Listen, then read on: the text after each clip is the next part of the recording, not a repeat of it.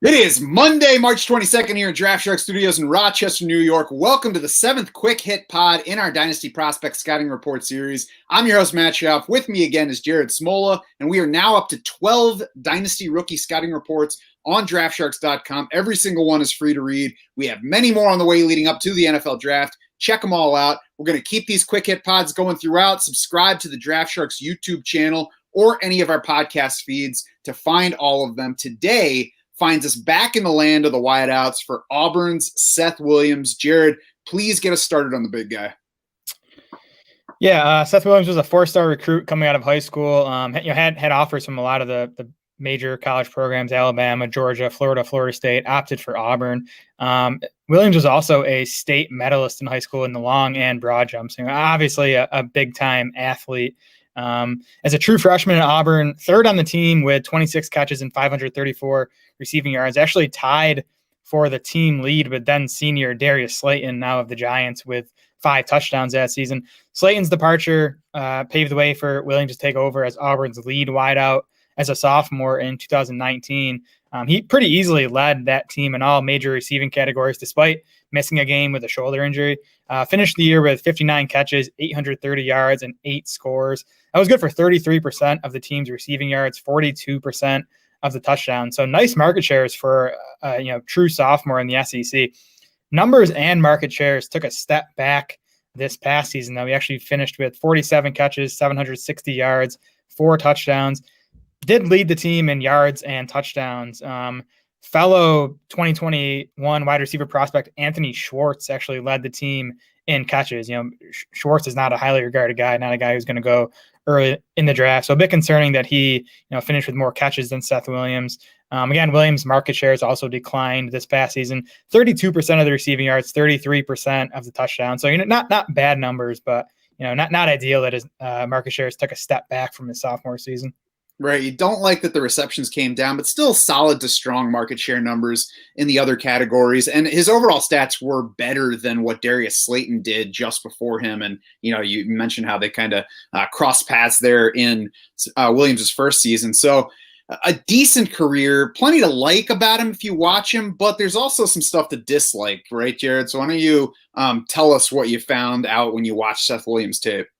Yeah, exactly. I think inconsistent is the word to describe Williams's, tape from Auburn. I mean, he's 6'3", 211 pounds. He ran a 4.5 flat at his pro day, 37-inch vertical. So he's a big athletic guy, and that shows up on tape plenty. He does the contested catch stuff you'd expect from a guy with his size.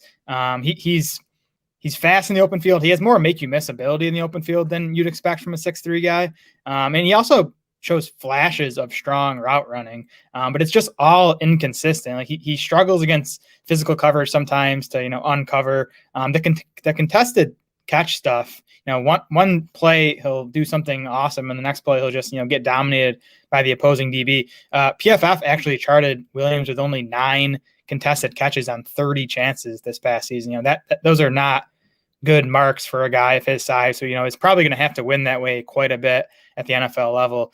Williams also has some drop issues. He had 16 career drops for an 11% drop rate. So that's a concern too. Yeah. And I mean, drops are kind of arguable about how important they are. Obviously, it's more important if it doesn't allow a receiver to get on the field because his team is bothered by him that much. But if a guy's starting and has some drops issues, Brandon Marshall is a guy who comes to mind who had some drops. It can be overplayed as an issue for a young receiver. What I think we talked before, I think it was Rashad Bateman, how you would like to have some tape that wows you a little more and grabs you. But Seth Williams is kind of the other side where you want to be wary of not falling too much in love with a guy who wows you in a game. Because if you just watch highlights or even, pick out a couple of games that happen to be good outings for him, you could easily fall for this guy. I mean, he runs well. He's big. He jumps over people. Even in a highlight video, I watched him leap over multiple would-be tacklers. So he brings that to the table. He does have that ability to jump and catch contested balls. But as you mentioned, did not do so consistently. I mean, you could pin some of it on the quarterback play. PFF said that he dealt with one of the nation's lowest rates of catchable passes, blaming the quarterback there. But there is that drop rate, there's a contested catch rate. So it is also on Seth Williams some. So I think that, there is the upside, but there's also, you can't fall too much in love just because of a good game or some nice highlights.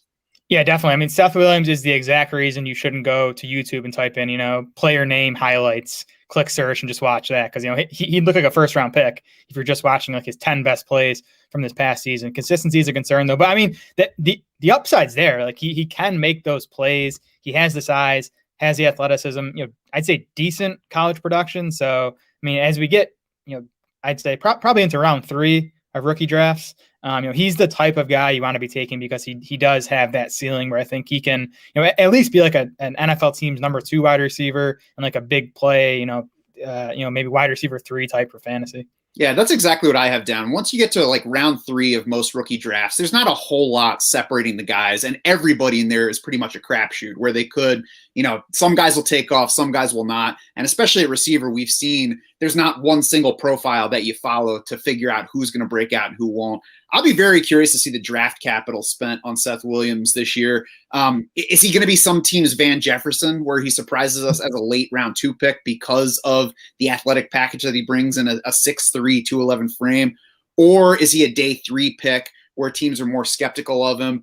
Is there immediate opportunity? Does he land somewhere where he could be the wide receiver 3 right away, or does he land somewhere that is pretty loaded at wide out, like Tyler Johnson with Tampa Bay last year, where he's going to need some guys to get out of the way before he can get targets? We've seen in that kind of range of where he's probably going to go in the NFL draft, we've seen guys like Darius Slayton, Preston Williams, Terry McLaurin find immediate opportunity and kind of pop, basically out of nowhere versus where they went in rookie drafts and certainly where they're going in redraft. So I think that will be important for him, and the draft capital spent will tell us a pretty good bit about what his NFL team is hoping for.